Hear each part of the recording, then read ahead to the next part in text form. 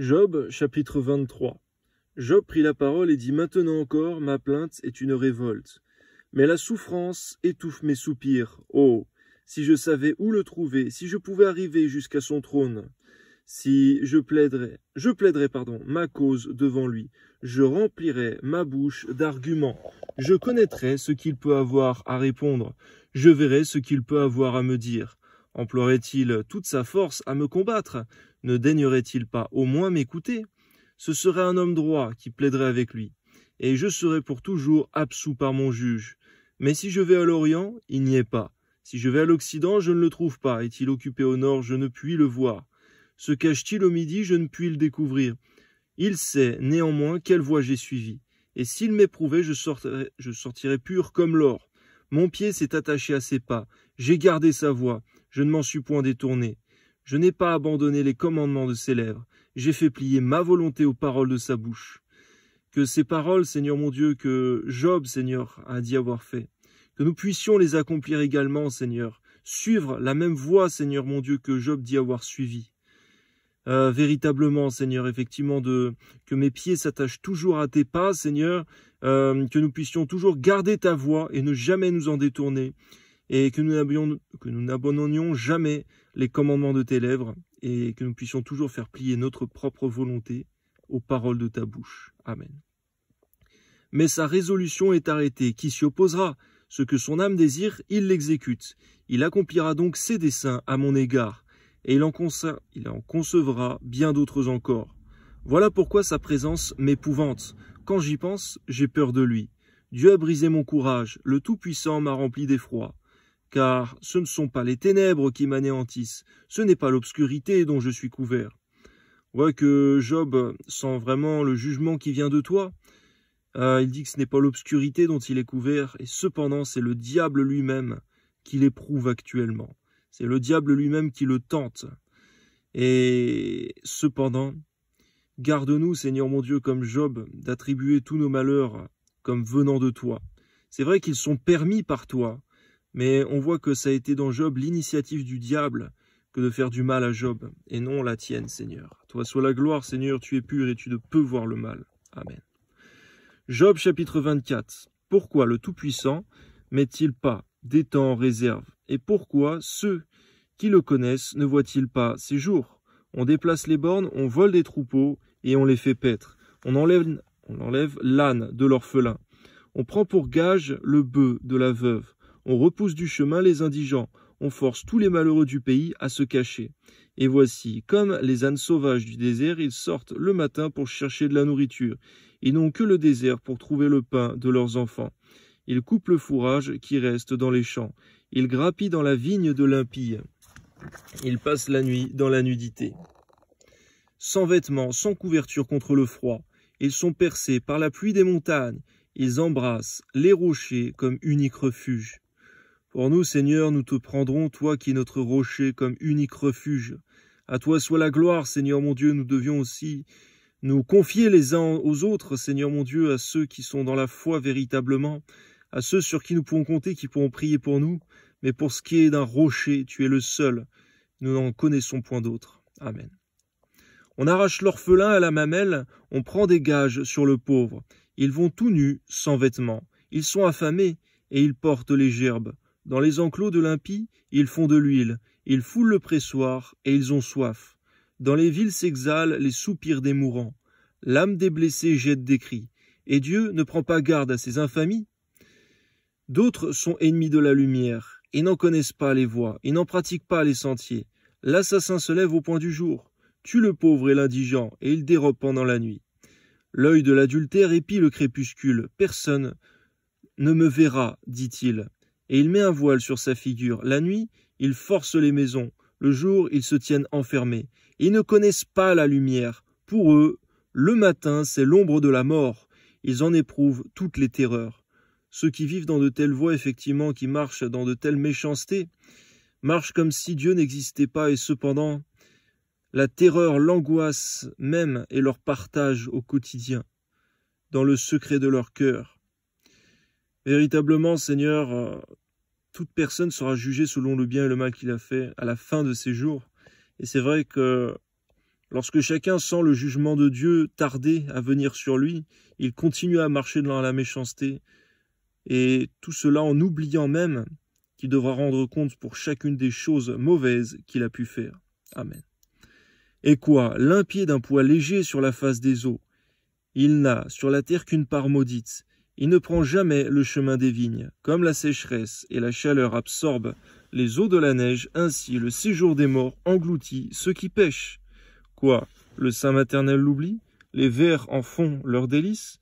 On ne se souvient plus de lui, l'un pied brisé comme un arbre, lui qui dépouille la femme stérile et sans enfant, lui qui ne répand aucun bienfait sur la veuve. Non, Dieu par sa force prolonge les jours des violents, et les voilà debout quand ils désespéraient de la vie. Il leur donne de la sécurité et de la confiance, il les regarde, il a les regards sur leur voie. Ils se sont élevés, et en un instant, ils ne sont plus. Ils tombent, ils meurent, comme tous les hommes. C'est vrai, Seigneur, même si on peut croire, il peut sembler que les personnes malveillantes demeurent prospères, ce n'est que pour un temps. Et cependant, le pire, c'est lorsque une personne inique n'est pas reprise par toi, car elle s'en va dans un feu éternel, comme le riche, dont on voit dans l'histoire du riche et de Lazare, dont la fin est terrible alors qu'il a eu toutes ses jouissances durant sa vie. Il aura un tourment, un châtiment éternel, et sans aucun refuge, sans aucun répit, sans aucun réconfort. Garde-nous d'envier un seul moment ces personnes-là, mais plutôt de leur prêcher l'évangile et la repentance. Amen. Ils sont coupés comme la tête des épis. S'il n'en est pas ainsi, qui me démentira? Qui réduira mes paroles à néant? Job, chapitre 25. Bildad de Shuach prit la parole et dit: La puissance et la terreur appartiennent à Dieu. Il fait régner la paix dans ces hautes régions. Ses armées ne sont-elles pas innombrables? Sur qui sa lumière ne se lève-t-elle pas? Comment l'homme serait-il juste devant Dieu? Comment celui qui est né de la femme serait-il pur? Voici, la lune même n'est pas brillante, et les étoiles ne sont pas pures à ses yeux. Combien moins l'homme qui n'est qu'un ver, le fils de l'homme qui n'est qu'un vermisseau. Job chapitre 26. Job prit la parole et dit: Comme tu sais bien venir en aide à la faiblesse, comme tu prêtes secours aux bras sans force, quel bon conseil tu donnes à celui qui manque d'intelligence, quelle abondance de sagesse tu fais paraître. À qui s'adressent tes paroles et qui est-ce qui t'inspire? Toujours de méditer là-dessus, de savoir qui est-ce qui nous inspire. Est-ce toi? Est-ce l'ennemi de nos âmes? Est-ce le démon? Est-ce ton Esprit Saint? Donne-nous toujours de nous inquiéter, de savoir qui nous inspire lorsque nous parlons. Toi soit la gloire, Seigneur, de nous d'être posés calmes et de véritablement nous sonder nous-mêmes, nous juger nous-mêmes. Tu as dit dans ta parole, si nous nous jugions nous-mêmes, nous ne serions point jugés par toi. Amen. Devant Dieu, les ombres tremblent, au-dessous des eaux et leurs habitants. Devant lui, le séjour des morts est nu, l'abîme n'a point de voile. Il étend le septentrion sur le vide, il suspend la terre sur le néant, il renferme les eaux dans ses nuages. Et les nuages n'éclatent pas sous leur poids. Il couvre la face de son trône, il répand sur lui sa nuée. Il a tracé un cercle à la surface des eaux, comme limite entre la lumière et les ténèbres. Les colonnes du ciel s'ébranlent et s'étonnent à sa menace. Par sa force, il soulève la mer, par son intelligence, il en brise l'orgueil. Son souffle donne au ciel la sérénité, sa main transperce le serpent fuyard. Ce sont là les bords de ses voix. C'est le bruit léger qui nous en parvient, mais qui entendra le tonnerre de sa puissance? C'est vrai, Seigneur, tout ce que nous savons de toi, ce n'est qu'un bruit léger. C'est vrai, Seigneur, nous sommes loin de te connaître tel que tu es véritablement à 100% et de près et véritablement, Seigneur, sans faille. Dans la connaissance que nous avons de toi, il y a parfois, Seigneur, une vision biaisée de qui tu es véritablement.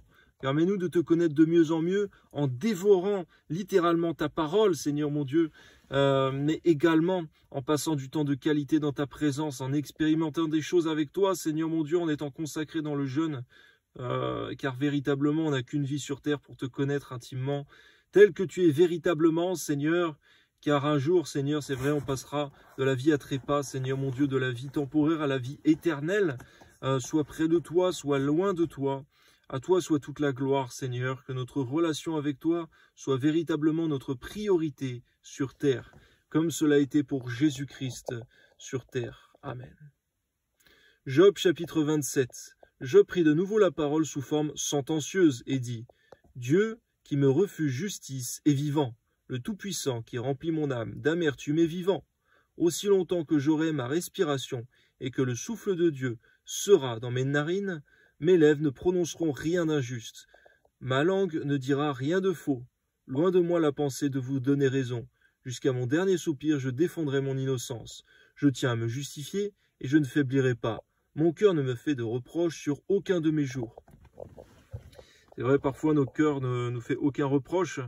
Mais il est écrit dans ta parole, c'est pas pour cela que nous sommes justifiés, c'est toi qui nous justifies, que ton nom soit béni, Père. Amen.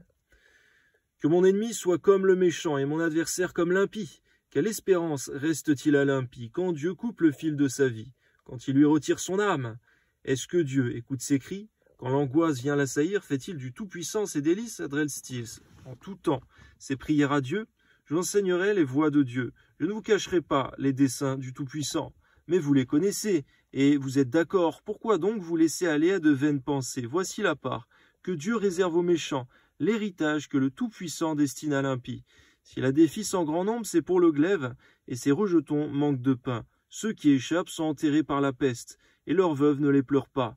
S'il amasse l'argent comme la poussière, s'il entasse les vêtements comme la boue, c'est lui qui entasse, mais c'est le juste qui se revêt. C'est l'homme intègre qui a l'argent en partage. Sa maison est comme celle que bâtit la teigne, comme la cabane que fait un gardien. Il se couche riche et il meurt dépouillé. C'est vrai, Seigneur mon Dieu, lorsqu'un riche meurt, certes il meurt riche, il se couche riche, mais il meurt dépouillé en vérité. On n'emporte pas tous les biens que nous avons sur terre dans la tombe. Et toute notre assurance terrestre, elle est bien futile à tes yeux. Nous voulons avoir de l'assurance, non, Seigneur mon Dieu, devant les grands de ce monde, mais devant toi, Seigneur, en marchant selon ce qui est juste, et en nous faisant un trésor, non pas terrestre, mais éternel. Amen. Il ouvre les yeux et tout a disparu. Les terreurs le surprennent comme des eaux. Un tourbillon l'enlève au milieu de la nuit. Le vent d'Orient l'emporte et il s'en va. Il l'arrache violemment de sa demeure. Dieu lance sans pitié des traits contre lui. Et le méchant voudrait fuir pour les éviter. On bat des mains à sa chute et on le siffle à son départ. On voit, Seigneur, qu'il est fait mention de l'enfer éternel, de la perdition éternelle, du séjour des morts. Et c'est vrai, Seigneur mon Dieu, effectivement, ce n'est pas sur terre que ce riche-là avait sa consolation, son châtiment.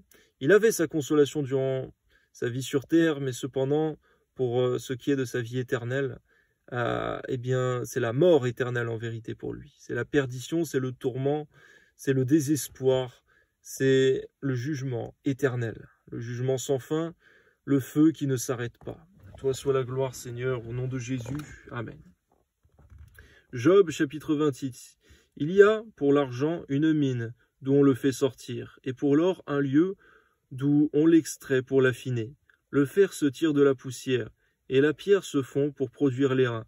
L'homme fait cesser les ténèbres, il explore, jusque dans les endroits les plus profonds, les pierres cachées dans l'obscurité et dans l'ombre de la mort. Il creuse un puits, loin des lieux habités. Ses pieds ne lui sont point en aide. Et il est suspendu, balancé, loin des humains, la terre d'où sort le pain, et bouleversé dans ses entrailles comme par le feu. Ces pierres contiennent du saphir, et l'on y trouve de la poudre d'or. L'oiseau de proie n'en connaît pas le sentier. L'œil du vautour ne l'a point aperçu. Les plus fiers animaux ne l'ont point foulé. Le lion n'y a jamais passé. L'homme porte sa main sur le roc et renverse les montagnes depuis la racine. Il ouvre des tranchées dans les rochers, et son œil contemple tout ce qu'il y a de précieux. Il arrête l'écoulement des eaux, et il produit à la lumière ce qui est caché. Mais la sagesse, où se trouve-t-elle? Où est la demeure de l'intelligence? L'homme n'en connaît point le prix. Elle ne se trouve pas dans la terre des vivants. L'abîme dit, elle n'est point en moi, et la mer dit, elle n'est point en moi. Elle ne se donne pas contre de l'or pur, elle ne s'achète pas au poids de l'argent. Elle ne se pèse pas contre l'or d'Ophir, ni contre le précieux onyx, ni contre le saphir. Elle ne peut se comparer à l'or, ni au verre. Elle ne peut s'échanger pour un vase d'or fin. Le corail et le cristal ne sont rien auprès d'elle. La sagesse vaut plus que les perles. La topaze d'Éthiopie n'est point son égale, et l'or pur n'entre pas en balance avec elle. D'où vient donc la sagesse? On s'arrête au passage, et c'est vrai, Seigneur mon Dieu, que Salomon l'avait compris lorsqu'il a fait cette prière, lorsque tu lui as demandé ce qu'il désirait véritablement.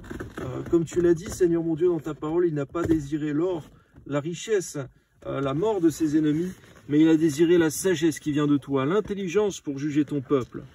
Que ton nom soit béni, Seigneur mon Dieu, de nous de toujours considérer que la sagesse d'en haut est plus précieuse que tout l'or qu'il y a sur terre. Toi soit la gloire, Seigneur, Amen. D'où vient donc la sagesse? Où est la demeure de l'intelligence? Elle est cachée aux yeux de tout vivant. Elle est cachée aux oiseaux du ciel. Le gouffre et la mort disent « Nous en avons entendu parler ». C'est Dieu qui en sait le chemin. Amen.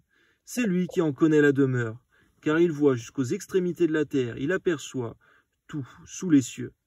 Quand il régla le poids du vent et qu'il fixa la mesure des eaux, quand il donna des lois à la pluie et qu'il traça la route de l'éclair et du tonnerre, alors il vit la sagesse et la manifesta. Il en posa les fondements et la mit à l'épreuve. Puis il dit à l'homme, voici, la crainte du Seigneur, c'est la sagesse. S'éloigner du mal, c'est l'intelligence.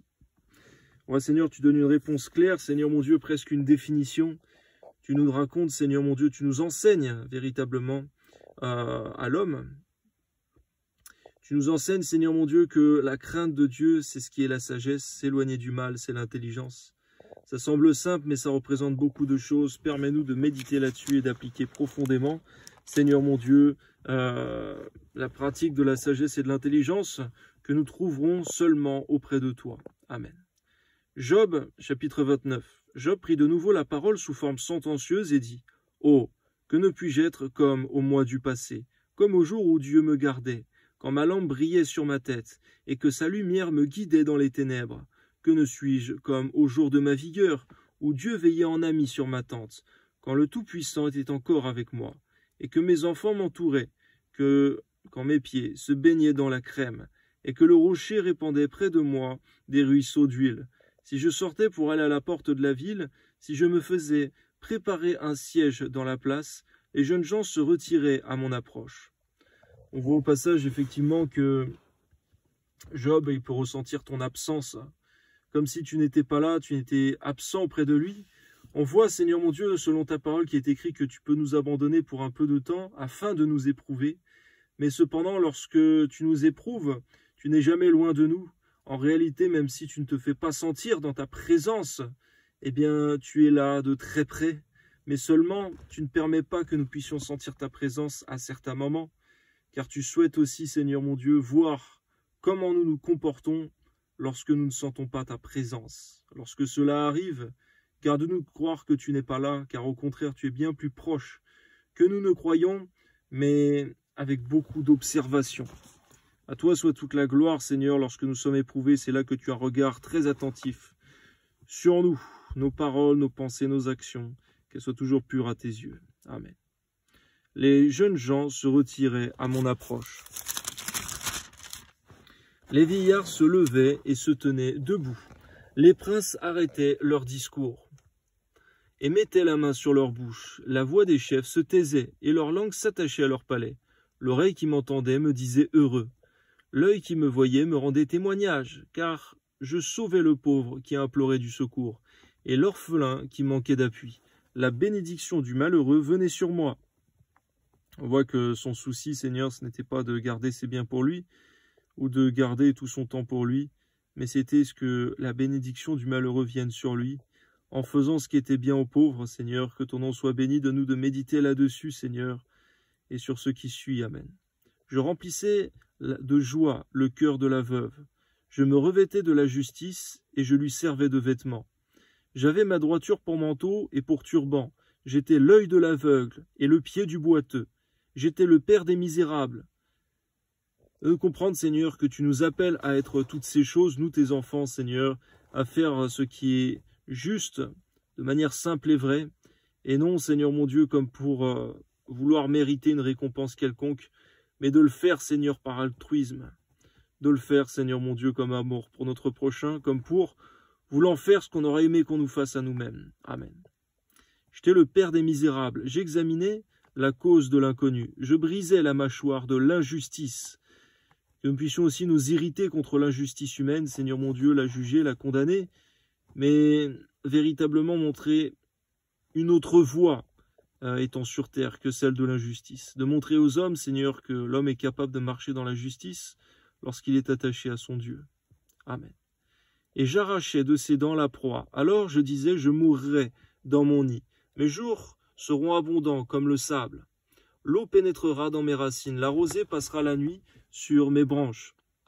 La gloire reverdira sans cesse et mon arc se rajeunira dans ma main. On m'écoutait et l'on restait dans l'attente. On gardait le silence devant mes conseils. Après mes discours, nul ne répliquait. Et ma parole était pour tous une bienfaisante rosée. C'est ce qui est ta parole pour nous, c'est vrai Seigneur, une bienfaisante rosée, mais que nos paroles à nous, Seigneur, soient une bienfaisante rosée pour beaucoup d'hommes et de femmes, que ce soit dans notre lieu de travail, dans notre propre foyer, dans nos familles, à notre assemblée, Seigneur, que nos paroles soient pour tous les autres comme une bienfaisante rosée. C'est seulement par toi que cela est possible. Amen. Ils comptaient sur moi comme sur la pluie. Ils ouvraient la bouche comme pour une pluie du printemps. Je leur souriais quand ils perdaient courage. Et l'on ne pouvait chasser la sérénité de mon front. Donne-nous, Seigneur mon Dieu, de pouvoir donner un sourire, non de moquerie, non, Seigneur, d'autosuffisance, de complaisance, mais un sourire, Seigneur mon Dieu, qui encourage. Un sourire, Seigneur mon Dieu, pour ceux qui perdent courage, un sourire, Seigneur mon Dieu, d'encouragement. À toi soit la gloire, Amen.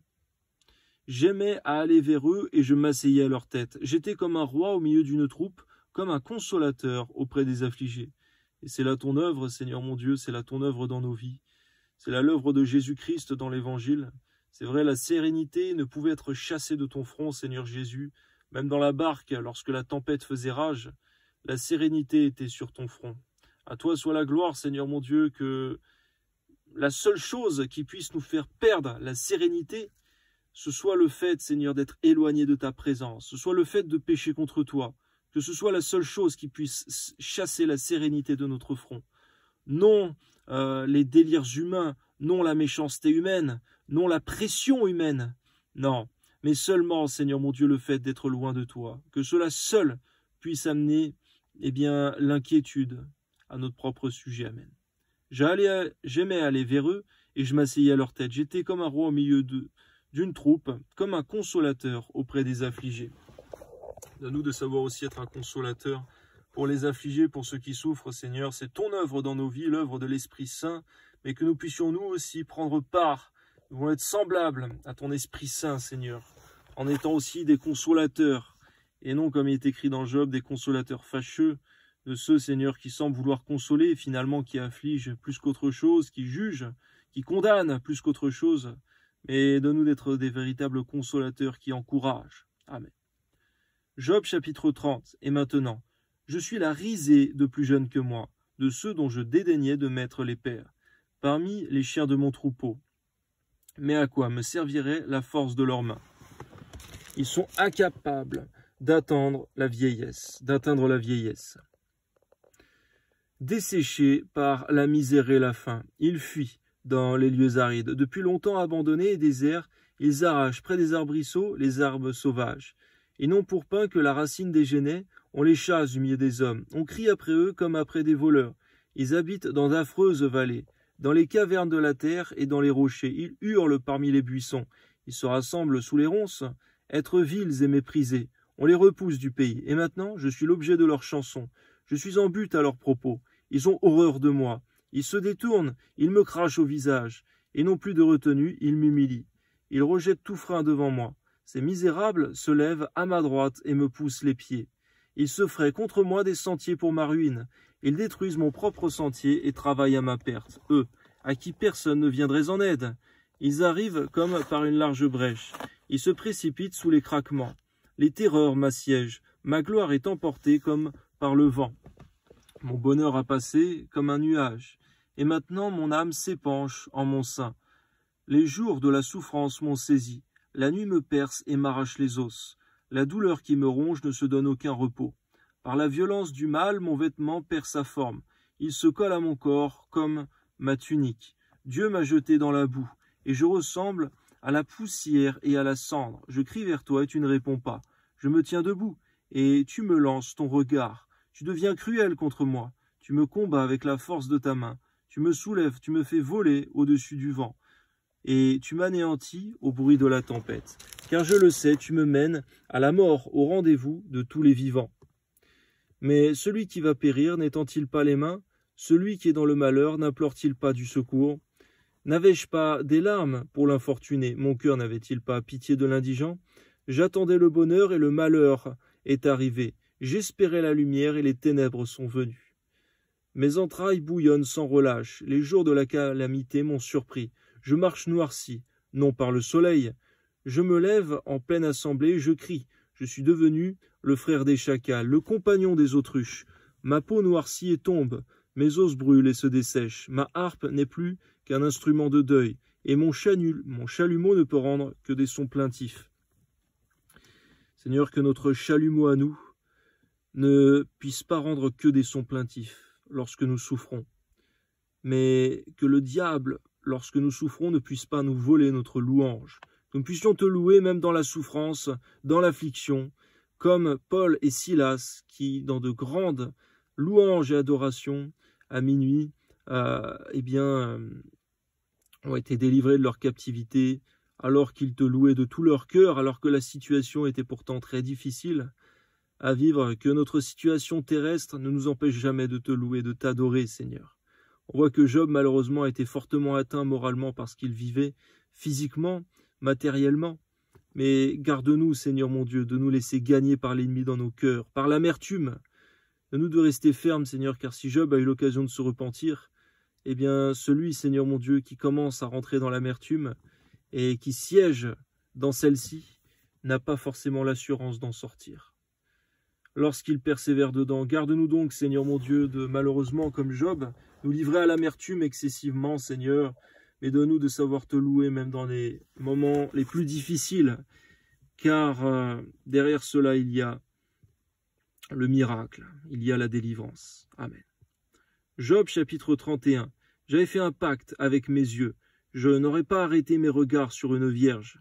Je aussi notre part, Seigneur, que nous puissions, par ta grâce, à tous, faire un pacte avec nos propres yeux et ne point arrêter nos regards sur ce qui nous amènerait à la chute, à la ruine, comme malheureusement David, avec l'affaire de Bathsheba, où son regard s'est posé sur une femme pour la convoiter, et où la convoitise a engendré le péché, puis la mort.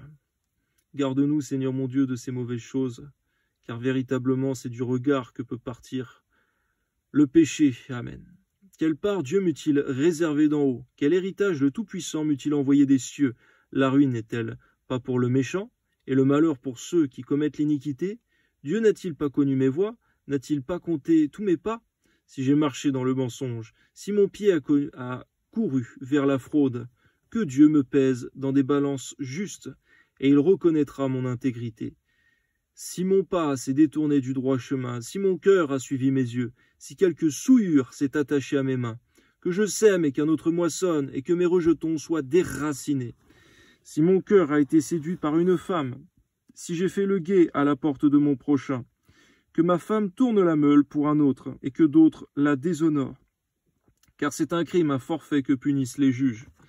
C'est un feu qui dévore jusqu'à la ruine, et qui aurait détruit toute ma richesse. Si j'ai méprisé le droit de mon serviteur ou de ma servante, lorsqu'il était en contestation avec moi, qu'ai-je à faire quand Dieu se lève? Qu'ai-je à répondre quand il châtie? Celui qui m'a créé dans le ventre de ma mère ne l'a-t-il pas créé? Le même Dieu ne nous a-t-il pas formés dans le sein maternel? Nous devons toujours considérer, Seigneur, que de la même manière que toi, tu nous as formés dans le sein maternel, tu as aussi formé notre prochain par tes mains dans le sein maternel. Donne-nous donc de respecter notre prochain, Seigneur. Toi soit la gloire. On voit profondément que Job, et même les amis de Job, sentent un jugement de ta part contre lui, tandis qu'il n'en est rien. Il en est surtout d'une épreuve dans laquelle il passe, et non d'un jugement. Nous devons savoir discerner dans quoi nous sommes, Seigneur. Parfois, nous vivons aussi ton jugement lorsque nous avons fait ce qui est mal, et c'est pour notre bien. Mais garde-nous de tirer des conclusions hâtives de ce qui nous arrive. quant à ton jugement, ou alors quant à l'épreuve. Amen.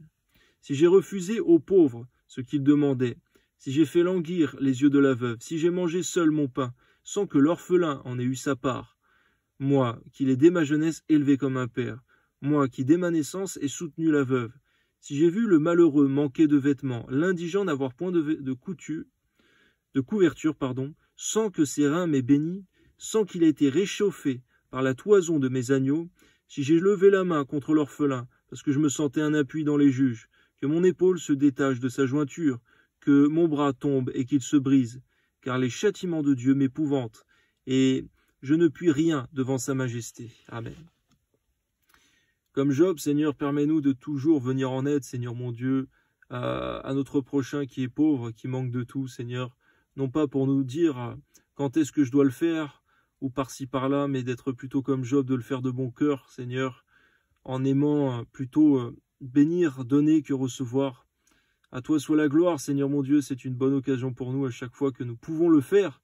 Que ton nom soit béni, merci parce que Job, Seigneur, avait beaucoup d'argent, il pouvait venir en aide avec grande proportion à son prochain. Mais donne-nous de pouvoir aider dans la proportion, dans la mesure que nous pouvons le faire à notre niveau. Amen. Si j'ai mis dans l'or ma confiance, si j'ai dit alors, tu es mon espoir, si je me suis réjoui dans la grandeur de mes biens, de la quantité de richesses que j'avais acquises, si j'ai regardé le soleil quand il brillait, la lune quand elle s'avançait majestueuse, et si mon cœur s'est laissé séduire en secret, si ma main s'est portée sur ma bouche, c'est encore un crime que doivent punir les juges, et j'aurais renié le Dieu d'en haut. Si j'ai été joyeux du malheur de mon ennemi, si j'ai sauté d'allégresse quand les revers l'ont atteint, moi qui n'ai pas permis à ma langue de pécher, de demander sa mort avec imprécation, si les gens de ma tente ne disaient pas «